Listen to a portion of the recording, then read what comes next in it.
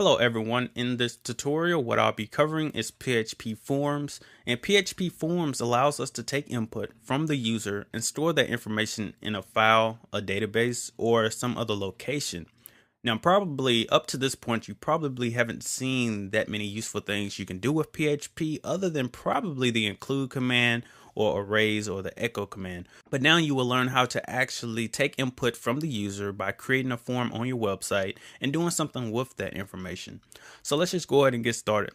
As you can see here, I have a basic HTML page I already coded out. And the reason I have this page coded this way is because this first section of code that I'm going to show you isn't going to require any PHP.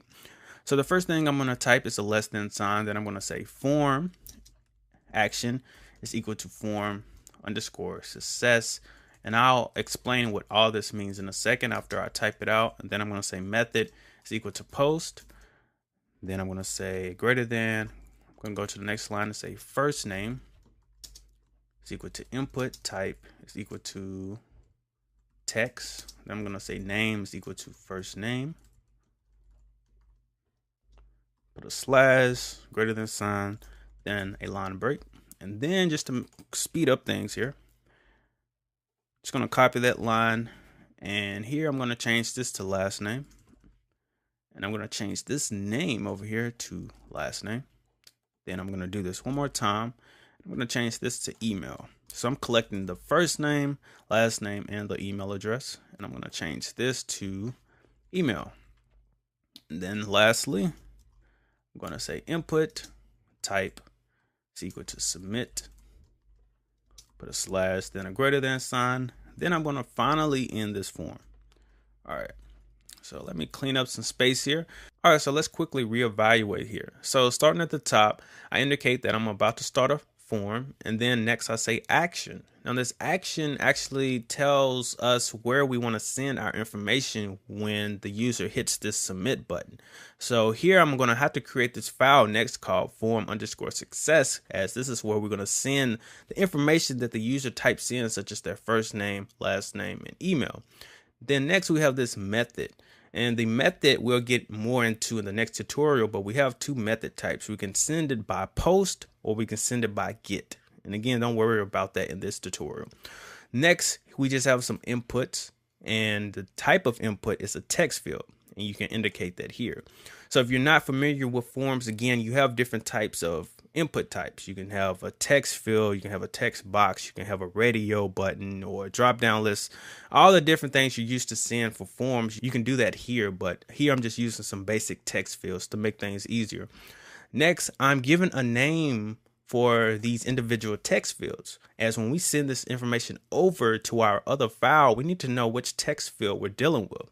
So here I'm just indicating a name, and you can think of this as a variable. So we're taking the information that they're inputting into this text field and we're storing it into this variable I declared as first name.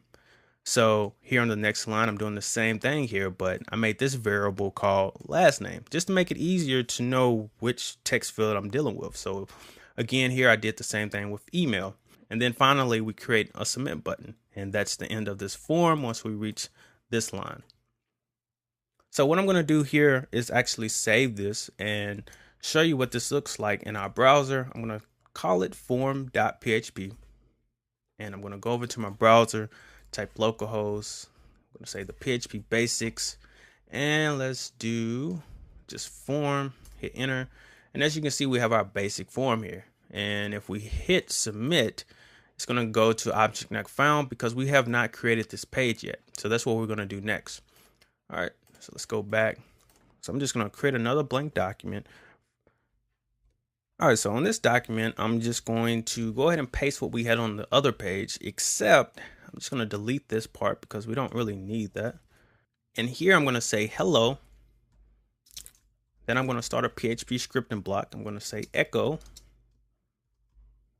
$_ and then I'm going to open a square bracket. I'm going to hit double quotes. Then I'm going to type first name,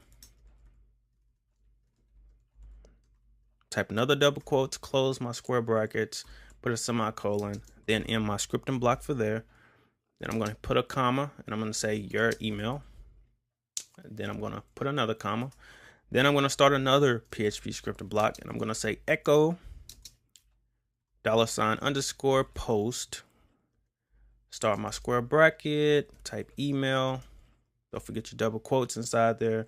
Put a semicolon in that scripting block. Put a comma. Has now been added. That's all I'm going to type there. All right, so let's quickly reevaluate what we have here. So again, I just have some basic text here. Hello. Then if we skip the PHP part, we have comma, your email, and then comma has now been added. Nothing really significant about that. But now we have this PHP scripting block, and I've typed it this way just to save space. But if you closely look here, I just have my starting delimiter, then I have an ending delimiter, then I just have a echo string here. All right. So if we look at the echo part, it does look a little funny because of this _post part. But the reason it's $_post is because we sent over our information using the post method. And again, I told you it was 2 different methods you can send information over, but we sent it by post, so we have to indicate it by saying _post. Now, going back to our form.php file, as you remember, I declared a name for each one of these text fields. Here I said first name, here I said last name, and here I said email. So when we send this information over, again, we need to have some kind of way of referencing these different text fields so we can do different things with each one.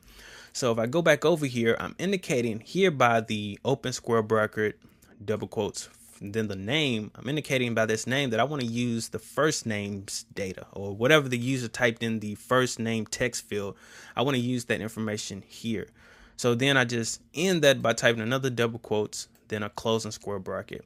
So if we go back to my browser, and if I typed in Robert here, it's going to basically take Robert and replace this entire PHP scripting block. And it's going to say, hello, Robert, your email. And then if we go here, and if I had, going back to my browser, typed in an email address over here at gmail.com, again, it's going to take that information and replace what we have here. All right. So it should be straightforward, but if not, again, just watch the video again or try it out for yourself, as I think when you actually try things, it starts to sink in a little bit. All right. So what I'm going to go ahead and do is just save this. I'm going to save it as form_success.php. Again, that's what we indicated as our action for our form.php, as you can see here. So I'm going to go over to my browser. I'm going to go ahead and type in some information. I'm going to say Robert Smith. Then I'm just going to put in a fake email here at Gmail. Then I'm going to hit submit. And as you can see, it says, hello, Robert, your email fake@gmail.com has now been added. So as you can see, as I just indicated, it's just replacing these PHP scripting blocks with the information we sent over. All right. But as you can see, I'm not using last name here. It doesn't matter if we sent over last name. If I don't indicate here that I want to use that information that I sent, it's just going to ignore it and just continue to execute the rest of the code here. So let's say that we happen to create a typo. For example, let's say I said first name number 2 here and email 2. All right. And I hit save on that one, and I hit the back button in my browser. Let's go ahead and refresh that. And I type Robert. I'm just going to skip last name since we're not doing anything with that anyway. I'm going to say fake@gmail.com. And I hit submit. As you can see, it says hello blank, comma, your email blank has now been added. Because when we go back over to form success, it's looking for something called first name. It's looking for example, a variable called first name. And it doesn't see that. The information that we sent over has a name called first name 2. It has last name email 2.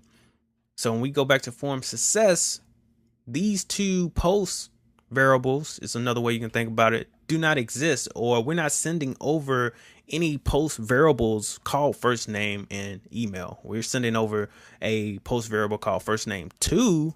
If I put 2 here, and a post variable called email 2, and I hit save, and I hit the back button and hit submit, and as you can see, now it's added. So that's something else that you have to look out for. Make sure if it's not appearing there, make sure you typed it out correctly using the same name. Now, typically for websites where you're storing information in a database, such as you're having a registration form or a sign-in form, you'll have all this information such as hello, your email has now been added in the same file as the form. So for example, I wouldn't create this form success page, but I have all that information in the same file some type of way. So this is really great for validation because all the error messages will be displayed on the same page as the form. Now that's kind of stepping into the more advanced side, so I won't really get into that, but just wanted to explain to you that if we wanted to, we could actually send all this information to the same page by actually typing in form.php, or what I've found that is also possible is just by leaving action blank, not putting anything there.